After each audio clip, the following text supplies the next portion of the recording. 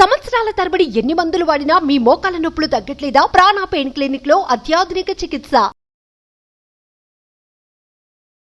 నమస్తే రమగారు. నమస్తే జయ. ఏదైనా మంచి కథ చెప్పండి అండి. చందమామ కథ చెప్తా. ఓకే. ఒక ఊళ్ళో ఓ పల్లెటూరులో ఓ శంకరయ్య గారని ఒక వైద్యుడు, ఆయనకు భార్య భానుమతి. ఆవిడ పేరు గుర్తుంది, ఆయన పేరు నేనే పెట్టా, అసలు పేరు నాకు గుర్తులేదు. అయితే ఏంటంటే ఈయన చాలా మంచివాడు, వైద్యం చేసి పంపించేవాడు, తన వృత్తి తను చేసుకునేవాడు. ఆవిడ ఒళ్ళు మంటగా ఉండేది. ఏమిటి సంపాదించకపోతే ఎట్లా, ఓహో అదా. వాళ్ళ జబ్బులు వీళ్ళ జబ్బులు తీరుస్తుంటే మనకి ఇంకా ఇది వద్దా సంపాదన? వాళ్ళ జబ్బు తగ్గింది కదా, వాళ్ళు ఇంత మూట ఇవ్వచ్చు కదా, అలా ఉండేది ఆవిడకి. పొద్దుస్తమానం రోగులతోటే గడిపేటప్పుడు ఏదో ఇంత లంసంగా ఇంత అమౌంట్ అని రావాలని ఉంటుంది పాపం ఆడవాళ్ళకి సహజంగా. నేను వాళ్ళని తప్పట్టట్లేదు, నా ఓటు వాళ్ళకే. అక్కడి నుంచి ఎంతసేపు ఆవిడ అట్లా భర్తను విసుక్కుంటూ ఉండేది. ఏమీ సంపాదన లేదు, పాడు లేదు. పొద్దుస్తమానం నూరుతుండా, మందులు కడుతుండా, వాటి కోసం వెళ్తుండా, డబ్బు వచ్చేది వచ్చేది కనపట్టలేదు కానీ అని అలా విసుక్కుంటూ ఉండేది. ఎవరైనా పేషెంట్లు వచ్చినా కూడా, ఆవిడ రోగులు వచ్చినప్పుడు కూడా విసుక్కుంటూ దుంతమలాడుకుంటూ ఉండేది. ఒకరోజు అర్ధరాత్రి తలుపు మోగింది.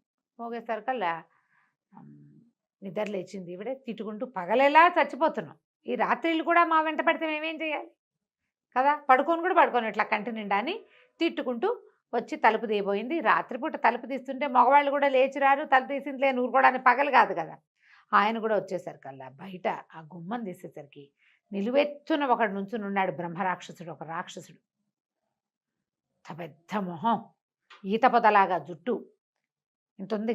అక్కడి నుంచి ఐబ్రోస్ కూడా ఏమిటో విచిత్రంగా ఉన్నాయి, మిడిగుడ్లు, చిన్న చిన్న కూరలు వాళ్ళ మొహం నుంచి కనపడుతున్నాయి. అంటే ఇంతలావు అంతెత్తు మనిషి అంటే అదే రాక్షసుడు, అదే అంత పర్సనాలిటీ. హడిలిపోయారు ఇద్దరు. ఏం చేయాలో తెలియలే. తలొంచి లోపలికి వచ్చాడు అతను. లోపలికి వచ్చేసాడు, ఇంట్లోకి వచ్చేసాడు. వీళ్ళు వణికిపోతున్నారు ఇద్దరు. ఆవిడైతే పడిపోయేందుకు సిద్ధంగా ఉంది. ఆయన ఎవరు బాబు, ఏం పని మీద వచ్చారు బాబు, మేము మీకు ఏం ద్రోహం చేశాం బాబు అని అడుగుతున్నాడు ఆయన. నువ్వేం భయపడద్దు, నువ్వు వైద్యుడు అని తెలిసే వచ్చాను, చచ్చిపోతున్నాను నేను అని కింద కూర్చున్నాడు. ఇంట్లోకి లోపలికి కూర్చుని కాళ్ళు పిసుతో, కాళ్ళు ఎప్పులు, నీరసం, తలకాయ తిరిగిపోతుంది, పిచ్చి కాళ్ళు పీకులు, కడుపులో మంట. ఏదైనా మంది ఇవా నాకు అని అడిగాడు. కాళ్ళు లాగేస్తున్నాయి, నిస్సత్వ, నీరసం, కళ్ళు పీకేస్తున్నాయి. ఇవన్నీ ఎప్పుడు వస్తాయి? కొంచెం జ్వరం ఉంటే వస్తాయి. అవును. పొట్టలో అరుగుదల లేకపోయినా కూడా వస్తాయి. అక్కడి నుంచి వైద్యుడు ఈయన ఏం చేశాడు, కళ్ళు అన్నీ పరిశీలించి, నువ్వేం కంగారు పడకు, దీనికి మందు ఉందిలే మన దగ్గర, అసురమేహ వ్యాధి అంటారు దీన్ని అని చెప్పాడు. ఈ పేరు ఎంత బాగుంది కదా. అదే, కొన్ని మేహాలు ఉంటాయి, ఇది ఒక మేహం అన్నమాట. అసురమేహ వ్యాధి, మందిస్తాను వేసుకో అని చెప్పి, సరే లోపలికి వెళ్ళి ఓ కషాయం ఏదో నూరుకుని పట్టుకొచ్చి ఇచ్చాడు. వాడు ఈ లోపల కింద కూర్చుని వాడు తన కాళ్ళు వాడే పిసుకుంటున్నాడు. వాడు ఏం చేస్తాడు, పిక్కలు లాగేస్తున్నాయి. కాళ్ళు లాగేస్తే మనం కూడా అదేగా చేస్తాం. అవును. వీడు ఉణుక్కుంటూ ఓ పక్కన నుంచుని ఉంది, వీడు ఏం చేసేస్తాడో అని. కానీ వాడు ఏం చెయ్యాల, వాడు కూర్చున్నట్టే ఉన్నాడు, కాళ్ళు నొక్కుంటున్నాడు. ఆయన కషాయం తీసుకొచ్చి ఇచ్చేసరికి ఆ కషాయం ఎత్తి గొంతులో పోసుకుని, మళ్ళీ రేపు ఇదే వేళకు వస్తాను, పగలొస్తే అందరూ భయపడతారని నేను రాత్రికి వచ్చాను అన్నాడు. వెళ్ళిపోయాడు. వెళ్ళిపోయేసరికల్లా ఈవిడికి మొగుడిని తిట్టడం మొదలుపెట్టింది. ఇంత పెద్ద రాక్షసులు అంటే వాళ్ళ దగ్గర ఎంతో సంపద ఉంటుంది. ఊళ్ళో వాళ్ళని అడగలేవే, బీదా బిక్కిని అడగవు, కనీసం వీడినైనా అడగద్దా, అడగాలి కదా, పాయింటే అని తిట్టింది. తిట్టేసరికి ఈయన అన్నాడు, సే మనకి వైద్యమే నా వృత్తి, ఎవడైనా బాధలో ఉంటే వాడి బాధ తగ్గించాలి, అది నా వృత్తి ప్రవృత్తి కూడాను. వాడు డబ్బిస్తాడా ఇవ్వడా నాకు వద్దు, నువ్వు తగ్గించు అని నన్ను అడిగాడంటే నేను వాడి వైద్యం చేస్తా. వైద్యులు ఇట్లా ఉండాలి, ఇస్తే పుచ్చుకుందాం, ఇవ్వకపోతే నేను అడగను అంటే ఆవిడ మొగుడిని 2 తిట్టి మెటికలు పెట్టుకుని పడుకుంది. మర్నాడు వచ్చేసరికల్లా ఈవిడే అడుగుదామనుకుంది. మర్నాడు 12ంటికి తలుపు కొట్టాడు. వీళ్ళకి తెలుసుగా, తలుపు తీస్తే ఈవిడేంది, ఓ పెదమామయ్య నీ కొడుకు బోళ్ళంత కష్టపడి ఎన్ని రోజులో వెతికి తెచ్చిన మూలికలు చచ్చేలా జబ్బలు పడిపోయేలాగా నూరి మందు తయారు చేశాడు, పొద్దునుంచి నీకోసం తృణమో పణమో ఇచ్చి మందు పట్టుకెళ్ళాను అనేసరికల్లా వాడు ఆ కాళ్ళు పిసుకుంటున్న వాడల్లా ఆగిపోయి ఈవిడ చూసి ఒక హోంకరించి, నేనేం డబ్బులు గిబ్బులు ఇచ్చేవాడిని గాను, నా దగ్గర అట్టాట అసలు ఏం పెట్టుకోక, ఇంకా నయం, నేను చచ్చినా ఇవ్వనన్నాడు. నా దగ్గర లేవన్లా, ఇవ్వనన్నాడు. ఆనంగానే ఈవిడ కనిపించి, ఊరు చచ్చినాడు వీడు ఇలా అంటున్నాడు అంటే వీడి దగ్గర ఉందన్నమాట.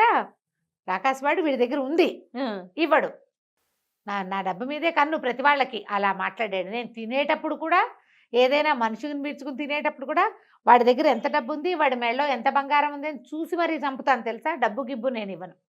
అంటే వీడు ఎంతమందినో చంపాడు, వాళ్ళందరి డబ్బు బంగారం వీడే వేసి కూర్చునున్నాడు, ఇవ్వడనమాట. దాంతో ఈవిడేమనుకుంది, ఇలా కాదని రోజు వస్తున్నాడు కదా, ఏ వేళకి వస్తున్నాడు, ఒక 4-5 రోజులకి తెలిసింది. మందు వేసుకున్నాక కొంచెం నిద్ర పడుతోంది అని చెప్తున్నాడు. కాస్త నిద్ర పడుతోంది. సరే ఏం చేసింది, ఒకరోజు మా అమ్మ వాళ్ళ ఇంటికి వెళ్ళొస్తానని సాయంకాలమే వెళ్ళిపోయింది. వెళ్ళిపోయి ఏం చేసింది, ఊరి బయట ఉన్న ఒక సత్రం ఉంది, ఒక పాత సత్రం. ఆ సత్రం దగ్గర కూర్చుంది. సత్రం దగ్గర కూర్చునేసరికల్లా అక్కడి నుంచి ఏమైంది, ఈ రాక్షసుడు వచ్చాడు. అతను రావడాన్ని చూసుకుంది. చూసి ఈ సత్రం అతను వెళ్ళిపోయాడు, ఇంటికి వెళ్ళి మందేసుకున్నాడు, వచ్చేసాడు. అతను వెనకాలే నడుచుకుంటూ వెళ్ళింది. వాడు ఎక్కడి నుంచి వస్తున్నాడు ఈవిడికి తెలియదు, ఊరు బయట నుంచి వస్తున్నాడని తెలుసు. పోయి అక్కడ కూర్చుని కాపు కాసి అతను వెళ్ళేటప్పుడు అతను వెనకాలే వెళ్ళి దాన్ని గుర్తుపెట్టుకుంది. వాడు కాస్త ఆ సత్రానికి తన ప్లేస్కి వెళ్ళాడు. వెళ్ళిన తర్వాత ఇది ఈవిడ ఏం చేసింది, అట్నుంచి అటు వాళ్ళ అమ్మగారింటికి వెళ్ళి మళ్ళీ మర్నాడు ఇతను ఈ 12 గంటల వేళ వరకు వేచుండి అతను మందుకెళ్ళంగానే ఈ అమ్మాయి ఏం చేసింది, ఈవిడి భానుమతి వెళ్ళిపోయి అతని ప్లేస్లో చూసింది. చూస్తే ఆ లోపల అట్లా గుహలాగా ఉండి 2 సంచులు ఉన్నాయి అక్కడ. అవి వాడు తల కింద పెట్టుకుని పడుకునే దిళ్ళల్లే ఉన్నాయి. సంచులు ఓపెన్ చేస్తే ఒక దాని నిండా బంగారం, ఇంకో దాని నిండా కళ్ళు చెదిరిపోయేలాగా అన్నీ బంగారు కాసులు. ఆ 2 చేతిలో పుచ్చుకుంది. మంచి బరువుగా ఉన్నాయి. బరువు అయితే మాత్రం బంగారం బరువేమిటి, అవసరం కదా. బయటికి పూసుకొచ్చి ఎట్లా గొట్లా ఈడుచుకుంటూ మూసుకొచ్చేసింది ఇంటికి తెచ్చింది. ఇంటికి తెచ్చేసింది. రాక్షసుడు వాడి దారిని వాడు మంది వేసుకోవడం వెళ్ళిపోయాడు. ఇక అంతే సంగతులు అయిపోయింది. ఈవిడేం చేసింది, భర్త తలుపు కొట్టేసరికల్లా సంచులు దాచేసి తలుపు తీస్తే అప్పుడే వచ్చేసామేమిటంటే ఊరికే వచ్చాను. ఏముంది, వాడు ఆహారం కోసం బయటికి పోగానే మూటలు తెచ్చేసింది. మొగుడు తలుపు కొట్టేసరికల్లా వెనకాల దాచిపెట్టి లోపలికి వెళ్ళి ఏమే అప్పుడే వచ్చా అంటే మా వాళ్ళే కూడా ఎక్కడికో వెళ్తున్నారలే ఉంది, ఇంకెందుకు లేని చూసి వచ్చేసాను. ఆయన మొహం కడుక్కోవడానికి దీంట్లోకి వెళ్ళేసరికి పెరట్లోకి వెళ్ళంగానే ఈవిడ 2 సంచులు ఈడ్చుకెళ్ళి అటక మీద ఎక్కించేసి ఆవకాయ జాడీలు వెనకాల దాచేసింది. మొగుడికి చెప్పాల. ఇన్ని 2 సంచులు మూసుకొచ్చింది కాదు, దొడ్లోకి వెళ్ళి కాళ్ళు చేతులు కడుక్కునేసరికి ఇలా అయిపోయింది. నీరసం వచ్చేసింది. కాళ్ళు పీకటం మొదలుపెట్టినాయి. మరి ఆ రాక్షసుడు దబా దబా నడితే ఇప్పుడు వెనకాల పట్టి నడవలా, అందుకే అనుకుంది. అక్కడి నుంచి లోపలికి వెళ్ళింది. ఏమీ పని చేయలేకపోయింది. మంచం మీద పడుకుని మూలగటం మొదలుపెట్టింది. కాళ్ళు లాగేస్తున్నాయి, నిస్సత్తుగా ఉంది, నాకు నీరసంగా ఉందంటే భర్త వచ్చి వేరు చేయ చూసి, వసే నీ ఒళ్ళు వేడిగా ఉంది, ఆ ఊరి నుంచి చీకటిని బట్టి నడిచొచ్చావు, ఎందుకేవో ఏమో కొన్ని ఒళ్ళు అలసిపోయినట్టుంది, నీకు జ్వరం వచ్చేసింది అని మందేదో నోటో మందేశాడు. చిటికడు వేసి పడుకోమన్నాడు. ఈ లోపల ఏమైంది, రాక్షసుడు వచ్చాడు. గబగబా వచ్చి ఉత్సాహంగా తలుపు కొట్టి, శంకరయ్య నా కాళ్ళ నొప్పులు గీళ్ళ నొప్పులు అన్నీ తగ్గిపోయినాయి, 5-6 రోజుల నుంచి కొంత తగ్గినాయి, కానీ ఇవాళ మొత్తం పోయినాయి, ఏమీ లేదు, ఎంత హాయిగా ఉన్నానో, ఒళ్ళు తేలికిచ్చేసింది, పువ్వులాగా ఉంది, చిన్నప్పటి ఒళ్ళల్లే ఉంది. నువ్వు చాలా మంచివాడివి, చక్కటి వైద్యం చేసావు, నీకేమైనా ఇద్దామనుకున్నాను, కానీ నా దగ్గర ఉండాల్సిన 2 సంచులు ఎవడో పట్టుకుపోయాడు, ఎవరో దొంగలు పడి నా గుహల నుంచి పట్టుకుపోయారు, నేను నీకేమి ఇవ్వలేను, కానీ నీ కృతజ్ఞతలు నమస్కారాలు మాత్రమే ఇవ్వగలను, నువ్వు చల్లగా ఉండాలి, హాయిగా ఉండాలి అన్నాడు. అక్కడి నుంచి బతనేస్తా వెళ్ళిపోయాడు. ఈవిడ ఇంకా మూలుగుతోంది, జ్వరం తగ్గలేదు సరికదా, కాళ్ళు పీకులు కళ్ళు లాగేస్తున్నాయి, కడుపులో మండిపోతోంది, నెప్పులో మూలిగి అరిచి కేకలు పెట్ట మొదలెట్టింది. ఈయన లోపలికి వచ్చి, ఏమిటే నీకు ఆ రాక్షసుడి లక్షణాలు వచ్చినాయి, వాడికి ఇవే జబ్బులున్నాయి, ఇదే కాళ్ళు పీకు, ఇదే అరుపులు, ఇదే కేకలు, ఆ కడుపులో మంట, మెడజివాళ్ళు లాగేస్తున్నాయి, మెడలాగేస్తుంటే ఇంకేం చేస్తారు, పడుకోలేదు, నిద్ర పట్టదు, పోనీ ఏవో కాళ్ళు నొప్పులుగా ఉన్నాయి, కాసేపు కాళ్ళు పిసుకుని పడుకుంటే నిద్ర పట్టాలి, నిద్ర పట్టట్లే ఇవిడికి, రాక్షసుడి లక్షణాలే, పోనీలే ఆ రాక్షసుడి కోసం మందు చేయడానికి మూలికలు తెచ్చి చేశా కదా, ఆ మందు మన దగ్గరే ఉంది, ఆ మందే ఇస్తాలే అనగానే అప్పుడు ఆవిడికి స్ట్రైక్ అయింది. ఆ బంగారం తను తీసుకొచ్చేసాకే వాడికి నొప్పులు తగ్గిపోయినాయి, అవన్నీ తనకు సంక్రమించినాయి. అంతే. ఈవిడ వలవలా ఏడుస్తూ, ఏమండి నన్ను క్షమించండి, అటక మీద 2 మూటలు ఉన్నాయి, కిందకి ఇడుచుకుని ఈయన ఏం చేశాడు, మళ్ళీ అటక మీద ఎక్కి ఆవకాయ జాడి వెనకాల దాచిపెట్టిన 2 ఇంత పెద్ద పెద్ద సంచుల్లాగా ఉన్న వాటిని తీసుకొచ్చాడు. మూడదీసి చూసి ఆశ్చర్యపెట్టి, ఏమిటో ఇదంతా బంగారం ఎక్కడదే అన్నాడు. ఆ రాక్షసుడు గుహకెళ్ళి తెచ్చేశానండి, పెద్ద మావయ్య ఇవ్వమని అడిగినా కూడా ఇవ్వనన్నాడు, వీడి దగ్గర ఉండే ఉంటుందని ఊహించి నేనంతా పట్టుకొచ్చేసాను, తెచ్చిన తర్వాత నాకు ఈ కాళ్ళు పీకులు మొదలైనవి అనగానే ఆయన అన్నాడు, వసే ఇది పాపిష్టి సొమ్మే, వాడు ఎంతమంది మనుషుల్ని చంపేసి ఈ దెబ్బంతా కూర్చాడో ఆ డబ్బు మీద కాపీనంతోటే వాడికి అది వచ్చింది. వాళ్ళందరి శాపనార్థాలు, వాళ్ళ భయాలు, చచ్చిపోయే వాళ్ళ ప్రాణభయం అవన్నీ దీని మీద పట్టేసినాయి, ఈ డబ్బు మీద.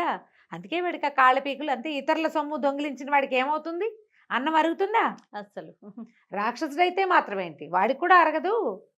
నువ్వు అది తెచ్చేసావు, పోనీ ఈ డబ్బు వాడికి ఇవ్వక్కర్లా, మనం వెనక్కి పెట్టేసి రండి అంటుంది. వెనక్కి పెట్టక్కర్లేదు, ఏదైనా మంచి పనికి వాడదాం, దానం ధర్మం చేద్దాం, ఈ ఊళ్ళో ఓ ధర్మాసుపత్రి కట్టిద్దాము, నాలాంటి ఇంకో 4 వైద్యులు అక్కడ కూర్చుని వైద్యం చేసుకుంటారు హాయిగా అన్నాడు. అనేసరికి ఆవిడ ఒప్పేసుకుంది మనస్ఫూర్తిగా.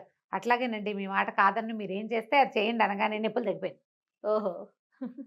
ఈ బంగారాన్ని మంచి పనికి ఉపయోగపడుతుంది అని మనస్ఫూర్తిగా ఒప్పుకునేసరికి నొప్పులు ఇక తగ్గినాయి. ఆవిడ నొప్పులు తగ్గిపోయినాయి. ఆ రాక్షసుడు తిరిగి రాలేదు. వీళ్ళ ఇంటి పక్కనే ఒక పెద్ద ధర్మాసుపత్రి కట్టి బీదా సాదా అక్కడే ఉండి వండుకు తిని వైద్యం చేయించుకునేలాగా ఏర్పాటు చేశారు ఆ డబ్బులతోటి. తర్వాత ఎంతో మంచి పేరు తెచ్చుకుని హాయిగా ఉన్నారు. చాలా బాగుంది. మంచి నీతి కథ కదండి. అంతే. చాలా బాగుంది. నమస్తే. నమస్తే.